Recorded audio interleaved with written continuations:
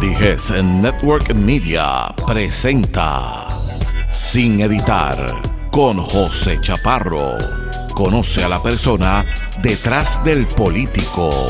Y ahora con ustedes, Sin Editar, con José Chaparro.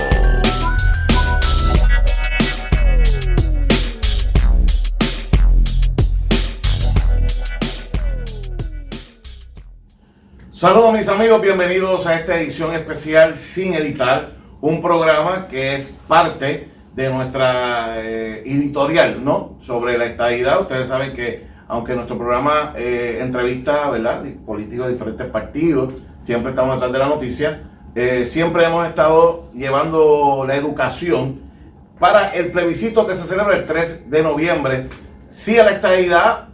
Y en este momento tenemos con nosotros al presidente del Senado, Tomás Rivera Chat, que le damos una cordial bienvenida. Saludos, señor presidente, gracias por estar con nosotros. Gracias a ti, saludos a ti, Chaparro, saludos a la audiencia que nos observa y nos escucha, y gracias por la oportunidad de poder compartir con ustedes en este tema tan importante. Fíjense, una de las razones, y gracias por haber aceptado estar con nosotros, dentro de los diferentes programas que nosotros tenemos, mucha gente llama y habla de lo que son estadistas por herencia, pero cuando tú profundizas en el tema, no te saben hablar bastante claro de lo que es el asunto de la estadidad. Y queremos aprovechar, ya que usted siempre que tiene la oportunidad, las entrevistas, sea en televisión, sea en radio, prensa escrita, redes sociales, siempre trae el tema de la estadidad. Y nos gustaría que nos explicara qué es la estadidad. Bueno, pues Chaparro, creo que las circunstancias que vive Puerto Rico, que han enfrentado cientos de miles, millones de puertorriqueños, principalmente en los últimos años, con los fenómenos naturales, la situación económica, pues ha permitido que el ciudadano americano que vive en Puerto Rico entienda de una manera más directa las implicaciones de tener la plenitud de los derechos como ciudadano o no tenerlos. Los ejemplos de los estados de la estadía son 50, y usted los puede mirar: cómo está estructurado el gobierno, cómo está la economía, el aspecto social de cada uno de esos 50 estados. Y en el caso de los que creen en la separación de los Estados Unidos, ¿verdad?, que hay un grupo pequeño, pero hay un grupo en Puerto Rico, usted puede mirar otras jurisdicciones. Típicamente políticos del patio, que se identifican con el Partido Popular o algún movimiento emergente, o el Partido Independentista, usted los observa teniendo relaciones y haciendo, ¿verdad?, comunicación con gobiernos como el de Venezuela y el de Cuba principalmente. Y usted puede comparar cómo está la gente que vive en Cuba, cómo está la gente que vive en Venezuela y cómo estamos los que vivimos en Puerto Rico, a pesar de que somos una colonia. Así que cuando hablamos del tema de estadidad, usted no puede verlo como un tema ajeno a usted, como un tema que no implica nada sobre su vida cotidiana. Por el contrario, la estadidad tiene una vinculación directa con su vida cotidiana, al punto que usted y yo y los ciudadanos americanos que viven en Puerto Rico no podemos votar para elegir o derrotar al presidente de los Estados Unidos. Y a veces escuchamos a algunos sectores en Puerto Rico tener animosidad contra un presidente, en una ocasión Obama, quizás algunos ahora con Trump, o tener simpatías con algunos aspirantes, en una ocasión con Hillary y en otra ocasión pues quizás con otros aspirantes, ¿verdad? Eso afecta directamente a usted. Si usted puede votar para elegir o derrotar, pues usted tiene un poder, ¿verdad?, de determinar quién va a estar a la cabeza del gobierno de los Estados Unidos, que es el que determina las ayudas federales que usted recibe, las becas de los estudiantes, cuando hay un fenómeno como huracán, como terremoto, como la pandemia, quiénes son los primeros que reciben la ayuda, quiénes son los últimos que la reciben, quiénes reciben más, quiénes reciben menos. Y la estadidad, dicho de la manera más sencilla, tiene un impacto directo en la vida suya, en la vida de sus hijos, en la vida de su familia, en la vida de su comunidad, en la vida de su pueblo y en la vida de todos los puertorriqueños. Así que no tan solo es un asunto de derechos Usted hoy no puede votar por el presidente. Usted hoy no tiene 2 senadores en el Senado de los Estados Unidos, como lo tienen los 50 estados, y no tiene representantes en la Cámara de Representantes Federal con voz y voto, como lo tienen los 50 estados. En el caso de Puerto Rico, por la población que tenemos derecho a 2 senadores igual que todo el mundo, eso es uniforme en los 50 estados, pero tendríamos derecho a tener 4 o 5 representantes a la Cámara, que tendríamos una representación mayor que 20 de los 50 estados. Tendríamos más votos para elegir o derrotar a un presidente que 20 de los 50 estados. Y ahora yo le quiero que usted se conteste usted mismo la pregunta, pensando en lo que es la estadidad. Si tuviéramos el poder del voto, ¿usted cree que algún presidente de los Estados Unidos, el que sea, o algún aspirante, se atrevería a hablar peyorativamente o despectivamente de los puertorriqueños? ¿Usted cree que si tuviéramos el poder político en el Senado y la Cámara Federal, y particularmente en la Cámara más que 20 de los 50 estados, que es donde se aprueban las leyes que afectan nuestra vida cotidiana, de presupuesto, de asistencia nutricional, del seguro social, de planes médicos, de todo lo que afecta a nuestra vida cotidiana?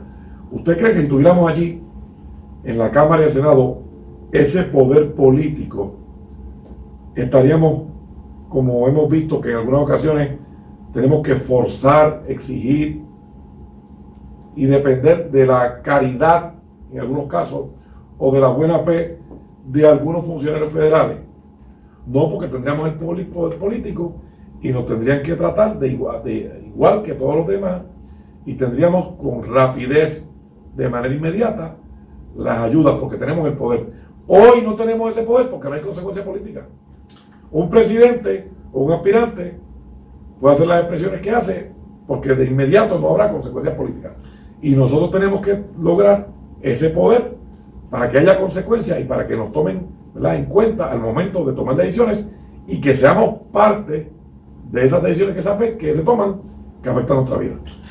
¿Dónde, cuándo y por qué Tomás Rivera Chatz descubrió que era estadista? ¿Por qué tenía que levantar la bandera de la estadidad? ¿Por qué tenía que luchar por la estadidad? Vamos a comenzar, antes de entrar en ese punto, al siguiente. Hoy Puerto Rico vive una quiebra. En la última década, en los últimos 12 años, un poquito más de una década, ahora 15 años, Puerto Rico ha perdido más de 150 billones de dólares en ayudas federales, que no lo hemos recibido porque no somos Estado. Tomando en cuenta la estructura poblacional puertorriqueña, los niveles de pobreza, comparándolo como se miden en los estados, Puerto Rico ha perdido cerca de 150 billones. No estoy hablando de la ayuda específica de los huracanes, de los temblores, de las pandemias.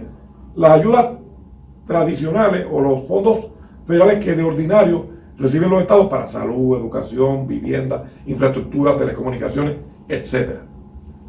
Por no ser Estado, hemos perdido en los últimos 10, 15 años 150 billones, 150,000 millones. Así es que la deuda de Puerto Rico, y estamos en una quiebra con una Junta de Control Fiscal tomando decisiones, condenando la miseria a los menos afortunados económicamente, amenazando con recortar pensiones, queriendo eliminar el bono, quisieron eliminar el bono, y tomando decisiones que te afectan a ti, directamente, a ti y a los tuyos. Pues, haga la suma usted. Si hubiésemos tenido acceso a esos 150,000 millones, ¿tendríamos la quiebra? Bueno, alguna gente va a decir, bueno, hay gobiernos buenos y hay gobiernos malos. Sí, eso ocurre en todos lados.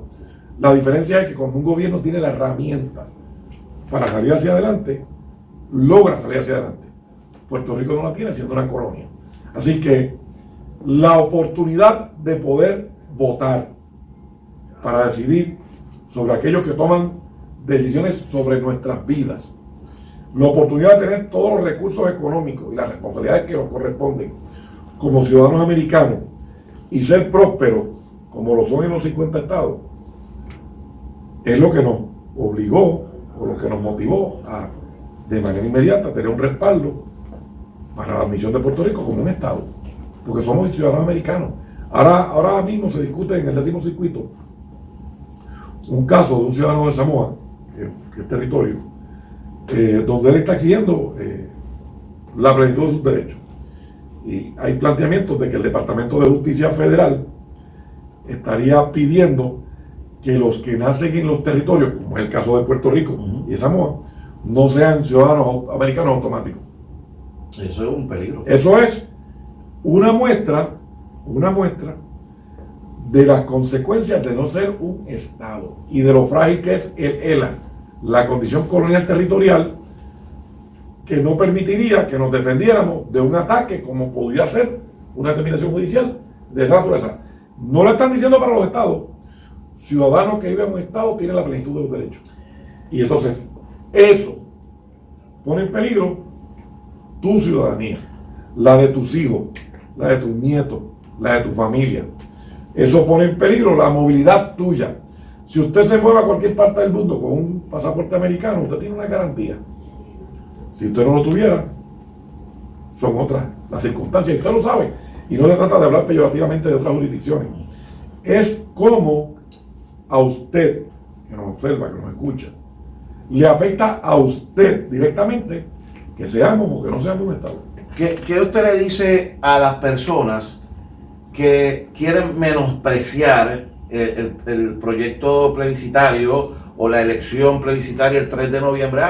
Que es que allá han dicho que no avalan eso.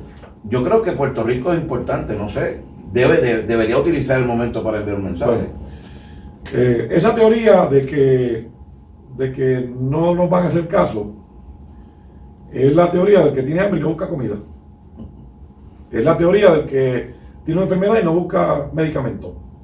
Es la teoría del vago, del que no quiere hacer nada. Los que te proponen no hacer nada no te traen ninguna solución.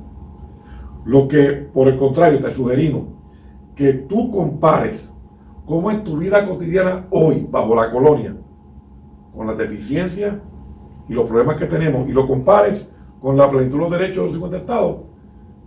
Ponemos en tu mano que decidas si tú crees que no hacer nada es una solución, o tú crees que insistir y reclamar una solución es lo que nos va a llevar a ponerle fin al problema. Yo estoy seguro que tú vas a optar por ponerle fin al problema. Y cuando hay un voto contundente reclamando igualdad plena, ¿quién puede oponerse a la igualdad plena de los ciudadanos americanos que viven aquí? Nadie. De hecho, ya las Cortes, el Supremo de los Estados Unidos, en varios temas, ha estado estableciendo que no debería discriminarse, y eventualmente ha dejado al ELA en los huesos, ¿verdad? Destruido, porque no tiene virtudes ni tiene futuro para nuestros jóvenes, para nuestra gente productiva y para los que ya están en la edad dorada. Así que, de nuevo, los que proponen que no se haga nada y que nos quedemos como estamos porque alguien no nos va a hacer caso, pues esa es la solución de ellos: no hacer nada. No hacer nada no resuelve ningún problema. Actuar, insistir, reclamar, logró que 37 territorios lograran incorporarse, y hoy son 50. Si las 13 colonias originales tuvieran la actitud de alguna gente en Puerto Rico de no reclamar, todavía fueran colonias de la corona inglesa y no hubiese surgido la gran nación norteamericana.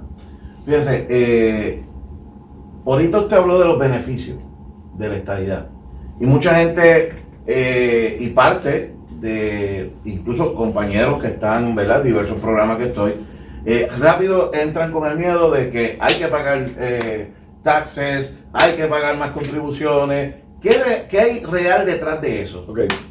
Sobre el aspecto contributivo, la jurisdicción americana, bajo el gobierno de Alejandro García Padilla, que más impuestos pagaba, era Puerto Rico. Bajo el Partido Popular, bajo el ELA hoy. Bajo el ELA hoy. Okay. Los niveles de pobreza que tiene Puerto Rico en comparación con los 50 estados tendrían fuera del deber de pagar contribuciones a la inmensa mayoría de los puertorriqueños, porque sus ingresos están por debajo en comparación con los estados. Y En la medida en que usted va prosperando y teniendo una capacidad de ingresos mayor, y usted logra, ¿verdad?, salir adelante, pues reduce los niveles de pobreza, le abre oportunidades para hacer negocios, para mejores empleos, y de eso se trata la diferencia entre ser una colonia y ser un estado. Hoy, bajo el ELA, se nos puede imponer cualquier arbitrio, cualquier impuesto federal, lo pueden hacer, y hoy, bajo el ELA, bajo el gobierno del Partido Popular, Puerto Rico se convirtió en la jurisdicción americana de los impuestos más altos y los ingresos per cápita más bajos, bajo el ELA. Tenemos un caso pendiente en el Tribunal Supremo sobre el individuo que está solicitando una ayuda que se da, por cierto, en Estados Unidos, no sea en Puerto Rico, que es el asunto del SSI. ¿Que lo ganó? Que lo ganado tanto en Puerto Rico como en Boston. Creo que el Supremo tiene el caso a la mano y lo va a estar pendiente. ¿Usted piensa que si, por ejemplo, el Tribunal Supremo falla a favor del ciudadano puertorriqueño que vive en Loíza, es un paso que adelantaría el proceso de estadidad para Puerto Rico? Lo que ha ocurrido en Puerto Rico, Chaparro, es que por otras vías que no son las campañas políticas, por otras vías que no son los discursos de proselitismo, por las vivencias propias, las que ha vivido el que nos observa, cuando no le llegó la ayuda que él quería, cuando no tuvo la oportunidad de empleo, de estudios, de servicios de salud que quiso tener, y cuando un ciudadano americano que vivía en los estados regresa a Puerto Rico, tenía reconocido ese derecho en el estado, y cuando viene aquí se lo quieren quitar. Esa vivencia personal que está por encima de cualquier discurso político o de campaña o de proselitismo es lo que ha provocado que la gente entienda la diferencia entre ser colonia y tener la plenitud de los derechos. En todos los capítulos de la historia del mundo, ser colonia significa tener menos oportunidad, menos participación, menos de todo. Cuando usted como ciudadano tiene la plenitud de los derechos, usted tiene más oportunidades de desarrollarse al máximo de sus capacidades, y entonces está en usted hasta dónde quiera llegar en ese desarrollo. Yo, leyendo las memorias de Luis Muñoz Marín, ¿verdad?, que es el fundador del Partido Popular, establece que la culminación del ELA es en la estadidad. ¿Y por qué, si eso es así, los líderes actuales del Partido Popular no reconocen eso? Porque sacan a Muñoz para la campaña política, pero cuando se requiere hablar sobre el asunto del estatus, eso sí lo estableció en sus memorias, y veo como que se enajenan de ese tema como tal. El Partido Popular se funda bajo unos principios esenciales: unión permanente, moneda común, defensa común y las dos culturas. Esencialmente esos son los pilares. El liderato popular se ha movido hacia la izquierda. La única forma de garantizar la unión permanente es la estadidad, convirtiendo a Puerto Rico en un estado de la unión. Reportes de Casa Blanca, del Comité Especial, el notorio Task Force que se creó desde Clinton y Pedro Rosselló, y hasta Obama hace poco estuvo discutiéndose el tema de Puerto Rico en ese comité. Decisiones de la Corte Suprema, de la OEA, de todos foros nacionales del gobierno de los Estados Unidos e internacionales, han dicho claramente cuáles son las opciones: ser admitido como parte de una nación o separarse. Y separarse incluye que, estando usted separado, quiera hacer algún pacto o quiera hacer algún tratado de asociarse, pero eso, una república independiente. Y cuando ven esas circunstancias, cualquiera de las dos partes puede ponerle fin a ese acuerdo, ¿verdad? Así que ese principio de unión permanente, de moneda común, defensa común, de la convivencia de las dos culturas, solo es posible bajo la estadidad. Y el liderato del Partido Popular se ha movido hacia la izquierda, y por eso han ido mermando en apoyo, cada vez pierden más apoyo, y por eso han ido perdiendo arraigo dentro de su propia colectividad, al punto que nadie en el PPD, nadie defiende a Lela. Ante eso que usted acaba de decir, vamos al otro lado de la moneda. ¿Qué ha hecho el movimiento estadista en Puerto Rico para capitalizar ante esa situación que usted acaba de explicar? Pues nosotros hemos estado insistentemente estableciendo los contrastes, consultando al pueblo. Desde 2012 al presente ya ha habido 2 consultas, tendremos una el día 3, para que el pueblo continúe reiterando sus reclamos. Los 37 territorios que se convirtieron en estados, algunos tuvieron un proceso rápido, otros tuvieron un proceso lento. Muchos tuvieron varias votaciones, varias. Algunos procesos fueron más amigables, otros fueron menos amigables. En algunos hubo unas condiciones razonables, en unos hubo unas condiciones menos razonables. Pero todos, el 100% logró la admisión. Y hoy todos ellos tienen un nivel de pobreza menor al que vivimos en Puerto Rico y hay mucha más prosperidad en esos estados y más oportunidades para todos los sectores de la población, desde los niños hasta los envejecientes. Señor presidente, ¿qué va a pasar después del día 3? O sea, vamos a poner que gana la estadidad en el plebiscito, pero ¿qué va a pasar después del día 3? No solo con el cabildeo del resultado, sino qué va a pasar con el pueblo si debería de continuar una educación de manera agresiva. La educación y el conocimiento de lo que representan todas las alternativas siempre deben mantenerse, ¿verdad? Pero prevaleciendo un gobierno estadista y logrando un sí para la estadidad, tendríamos la fuerza y el mandato inequívoco para arreciar en ese reclamo ante Casablanca y el Congreso y todos los foros, ¿verdad?, del mundo. Así es que nuestra óptica es que una vez tengamos ese mandato, tengamos un gobierno estadista, vamos a arreciar y vamos a reclamar que lo que mediante el voto libre y secreto e inteligente solicitaron los ciudadanos americanos que viven en Puerto Rico, la nación que alardea de ser el paladín de la justicia, de la libertad y la democracia, acate y respete ese mandato libre, inteligente y democrático que va a ser el pueblo puertorriqueño. Hay 3 temores dentro del tema, obviamente, de la gente que no está muy empapada sobre el asunto de lo que es la estadidad para Puerto Rico, su beneficio y sus responsabilidades.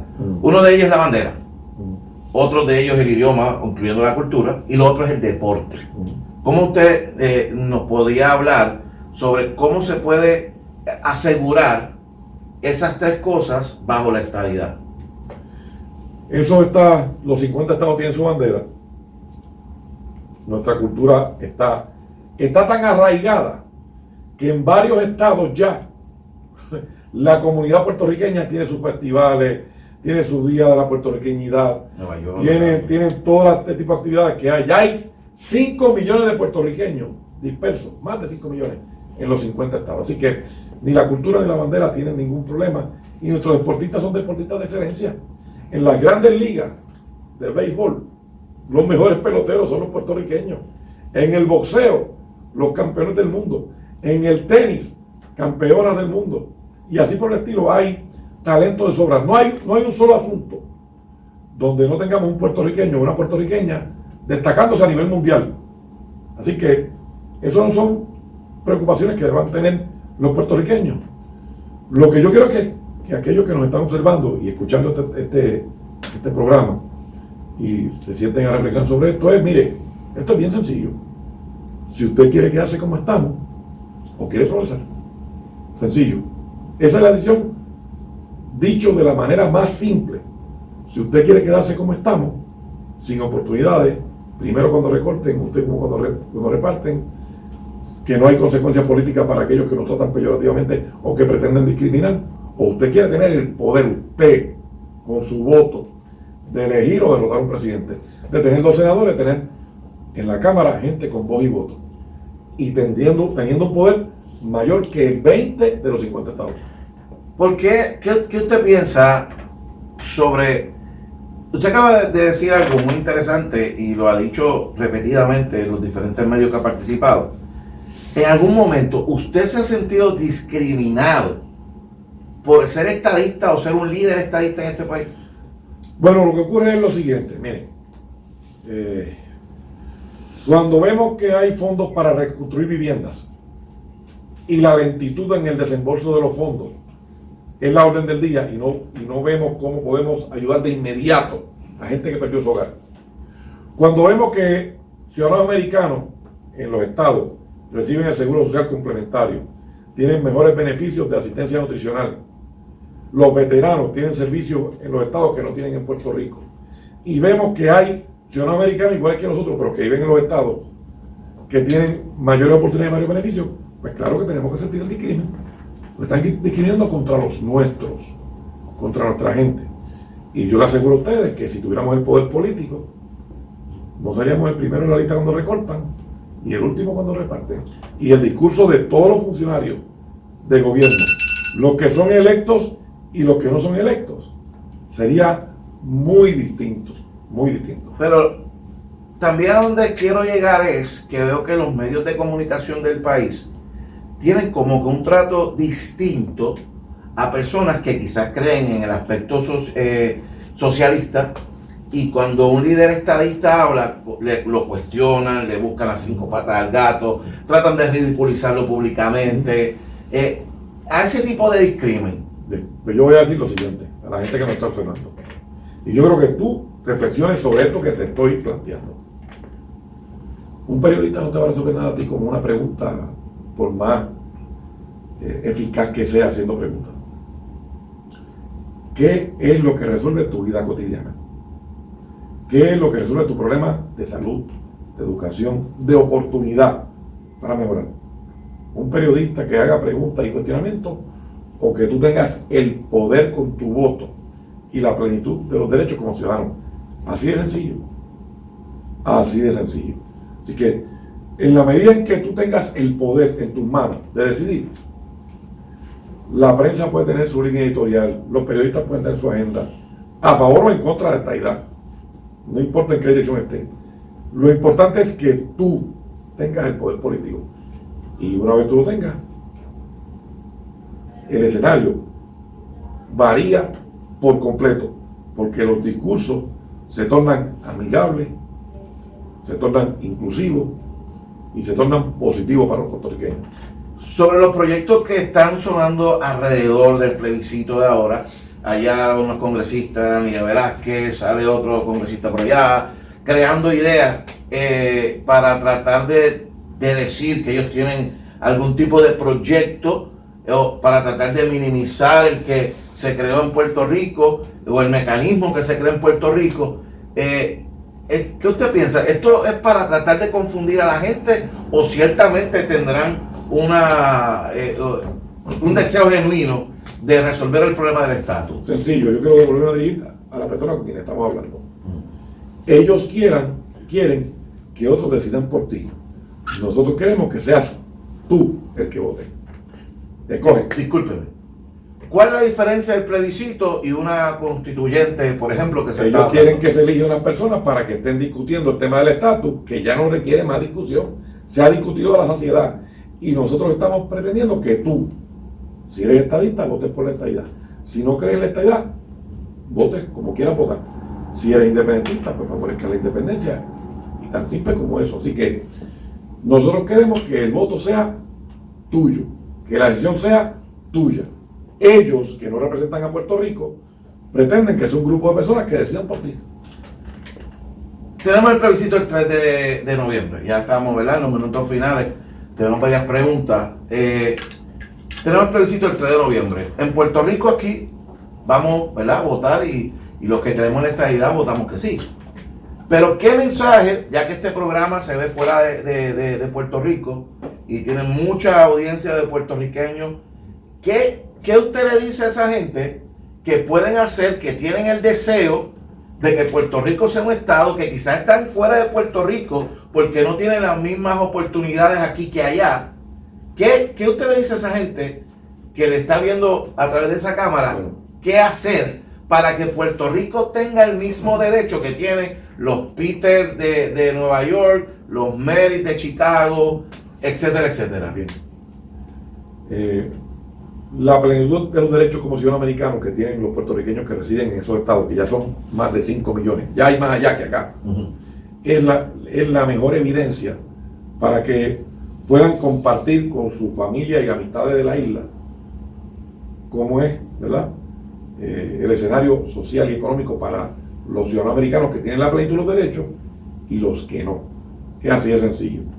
Lo que fueron a buscar en los estados que no encontraron en Puerto Rico, lo que nosotros estamos planteando es que lo tengamos aquí para los ciudadanos americanos que queremos estar y vamos a estar aquí. Antes de irnos, siempre mucha gente lo ve a usted como el líder, ¿verdad?, de la estadidad, y usted de los políticos estadistas con muchas cicatrices de guerra dentro del movimiento estadista, y eso es altamente conocido. Al principio le hice una pregunta que fue: ¿dónde usted, Tomás Rivera Schatz, señor presidente, se convenció de que usted era estadista, y por qué decidió luchar por la estadidad para Puerto Rico? Porque es lo que representa la plenitud de los derechos como ciudadano americano. Es tan sencillo como eso. Y cuando nuestro partido se funda, PRD lo que pretendía era que, o lo que planteaba era que lo que había que provocar era que cada ciudadano tuviera la oportunidad.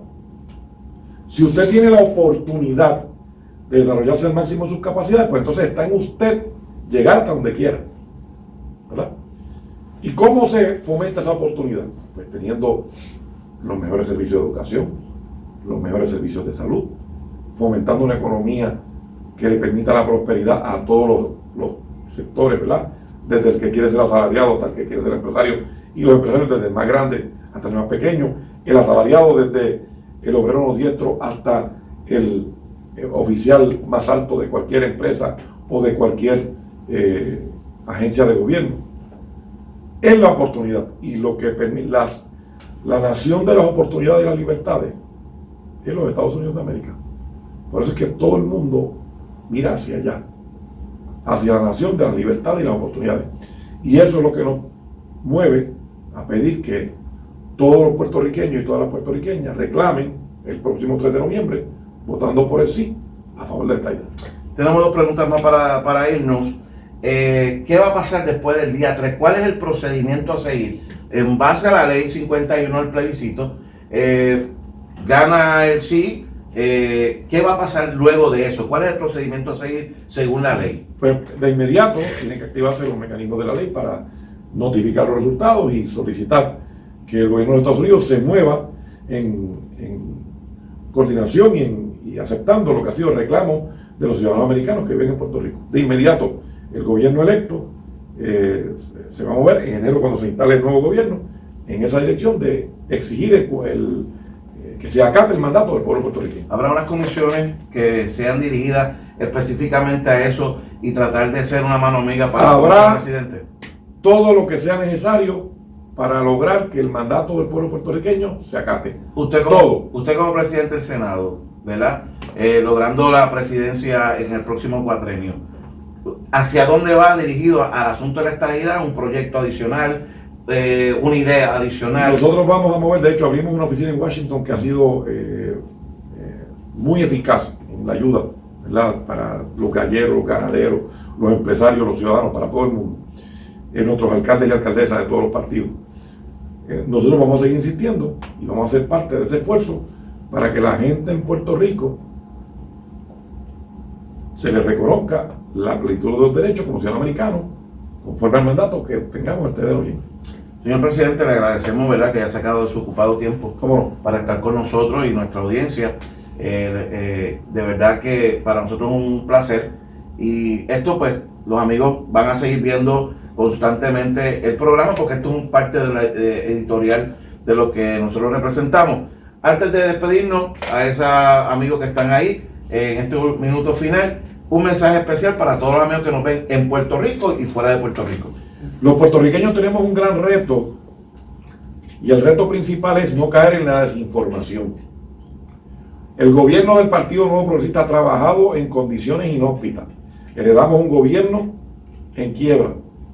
Las acciones del gobierno popular provocaron la Junta de Control Fiscal. Fuimos impactados por los huracanes Irma y María. Hemos tenido el problema de los temblores, de la pandemia. Hemos tenido unas condiciones muy adversas, y aún así hemos mantenido todos los números de la economía en condiciones mejores en comparación con el cuatrienio anterior. Hoy hay sectores que hablan que son partidos emergentes, movimientos emergentes, y utilizan como marco o como base para sus argumentos políticas que han sido fracasadas en Cuba y Venezuela. Son revolucionarios de farándula, que no tienen compromiso contigo, que quieren desinformar, engañar, disociar, crear animosidad con un gobierno o con algún tipo de gobierno o alguna filosofía proamericana, sencillamente para acceder al poder. Y ellos, usted los puede evaluar, no tan solo por su récord del pasado, sino también porque carecen de propuestas específicas para resolver los problemas que afectan tu vida cotidiana. El voto inteligente descarta la trampa de los revolucionarios de farándula. El voto inteligente es aquel que garantiza un gobierno capaz, no tan solo de enfrentar los problemas que hemos enfrentado, sino los fenómenos naturales y otras condiciones que nos han impactado exitosamente. Hemos sido, somos y siempre seremos mejor gobierno. Por eso mi pedido a todos los puertorriqueños es que el voto inteligente el próximo 3 de noviembre es una sola cruz debajo de la palma en las 3 papeletas y con el sí a favor de la estadidad. Mis amigos, recuerden, por DHS Radio y todas las plataformas de DHS Network Media tendrán disponible esta entrevista, así que muchas gracias señor presidente por estar con nosotros. Así que mis amigos, Dios les bendiga y Dios les guarde y hasta la próxima en otra edición más Sin Editar. Sin Editar con José Chaparro. Dirección General Jay Rivera. Te esperamos en la próxima edición de Sin Editar con José Chaparro.